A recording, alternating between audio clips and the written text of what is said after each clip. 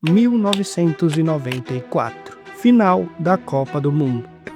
Brasil e Itália, é o Brasil rumo ao tetra. É o Brasil querendo mandar no futebol mundial, é o Brasil querendo ser pela primeira vez o tetra. Ele que foi tricampeão pela primeira vez. Brasil e Itália se enfrentavam naquela final. Roberto Baggio era o melhor jogador do mundo até então. A Itália inteira torcia e dependia dele. E ele bateu o último pênalti. Todos no gol com o Taffarel. Baggio e Taffarel. Vai partir, vai que é sua, Taffarel. Partiu, bateu, acabou! Acabou! Acabou! É tetra! É tetra! É tetra! Aquela imagem dele de cabeça baixa virou uma das fotos mais famosas do futebol. Mas o que poucos sabem é que esse momento explica algo muito maior sobre a Copa do Mundo. Algo que acontece com milhões de pessoas, inclusive com você. Existe uma sensação muito estranha que só acontece durante a Copa do Mundo. As ruas ficam diferentes, o clima muda, os dias ficam mais leves. Do nada, pessoas que nunca se falaram começam a conversar. Carros buzinam sem motivos, famílias se reúnem e as ruas ficam completamente vazias durante os jogos. E por alguns minutos, parece que milhões de pessoas estão vivendo exatamente a mesma emoção ao mesmo tempo. E talvez a parte mais interessante da Copa seja outra, porque mesmo anos depois, a gente não lembra apenas dos jogos. A gente lembra da fase da vida, da casa, das pessoas, do cheiro da comida e até do frio e do calor. Como se a Copa virasse uma cápsula do tempo emocional. E existe um motivo muito forte para isso. Durante a Copa, o mundo literalmente se comporta diferente. As empresas param reuniões, as escolas fecham e pessoas até faltam no trabalho.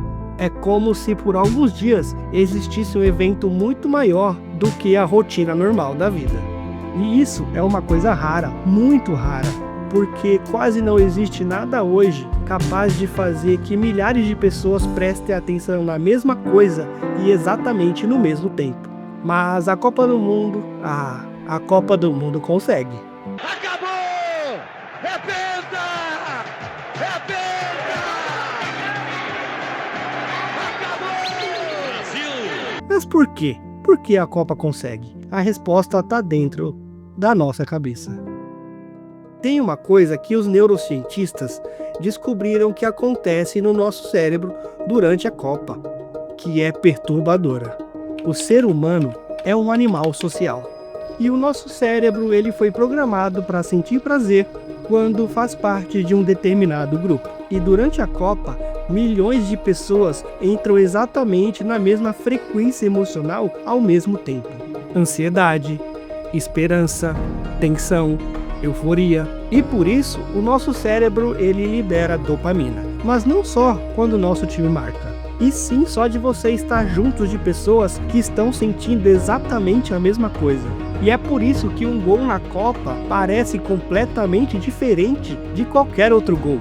Porque não é só você reagindo, é um país inteiro e o seu cérebro sente isso, literalmente. Mas talvez esse ainda nem seja o motivo mais poderoso. O motivo mais poderoso talvez seja a memória afetiva. Porque quase todo mundo consegue lembrar de alguma Copa da infância. Não tô falando só do resultado, tô falando da sensação. Tô falando da televisão ligada o dia inteiro, dos vizinhos comemorando, da camiseta do Brasil que você usava e principalmente daquelas ruas lindas todas decoradas. E quando outra Copa começa, o nosso cérebro reativa isso automaticamente. Como se por alguns instantes você voltasse para aquela época gostosa da vida, para uma versão de você que era mais leve, que não tinha contas para pagar, que só tinha que torcer euforicamente pela seleção. Mas o problema é que tem uma parte dessa história que vem mudando e que talvez explique por que a Copa hoje em dia é tão diferente daquela época que a gente vivia. Antigamente, a Copa parecia um acontecimento impossível de ignorar. As ruas todas pintadas, bandeiras penduradas nas casas, os vizinhos reunidos na garagem assistindo o jogo. Parecia que o país inteiro realmente parava. Mas hoje parece tudo muito silencioso. Tudo muito individual. Muitas pessoas assistindo o jogo no seu celular e outras nem sequer sabem que vai ter jogo. E aquela sensação de que o Brasil inteiro vivia isso junto parece cada vez mais fraca. Mas por quê? Porque talvez o mundo tenha mudado, talvez porque a internet tenha fragmentado tudo, ou simplesmente talvez porque a vida adulta deixou todo mundo cansado para viver aquilo com tanta euforia como a gente vivia antigamente. E é aqui que a história do Roberto Baggio volta. Porque o que ele disse anos depois daquele pênalti muda completamente a forma de como você vai ver a Copa daqui para frente.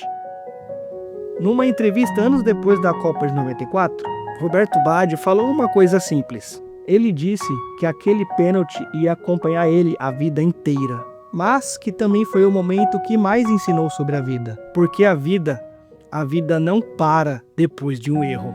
E sabe o que é curioso? Brasileiros que viram aquela cena sabem exatamente o que estavam fazendo naquele momento. Não pelo título, mas pela emoção daquele momento compartilhado. E é isso que a Copa faz. Ela não cria só memórias sobre o futebol, ela cria memórias da vida. Talvez por isso que ninguém esqueça aquele pênalti. Não porque foi um erro, mas sim porque milhões de pessoas viram aquele momento juntos. E algumas emoções simplesmente se recusam de ir embora. De 4 em 4 anos, por alguns instantes, a Copa consegue trazer de volta uma sensação que não existe mais hoje. A sensação de viver alguma coisa juntos ao mesmo tempo. Como se por alguns instantes, milhões de pessoas voltassem a fazer parte da mesma história. E talvez seja por isso que a Copa traz essa sensação estranha. Porque no fundo, a Copa não faz a gente sentir saudade só dos jogos. Ela faz a gente sentir saudade de como era viver naquela época. E agora, eu quero saber de você. Ansioso para a próxima Copa? Qual foi a Copa do Mundo que mais te marcou? Não só pelo resultado, mas pela fase da vida, pela pessoa que estava ao seu lado. Me conta aí nos comentários, eu leio todos. E se você gostou desse vídeo, não deixa de se inscrever no canal e de deixar o seu like, porque toda semana vai ter uma história diferente no nosso canal. Eu sou o Cleiton Bessa e esse é o Fatos à Beça. Até a próxima!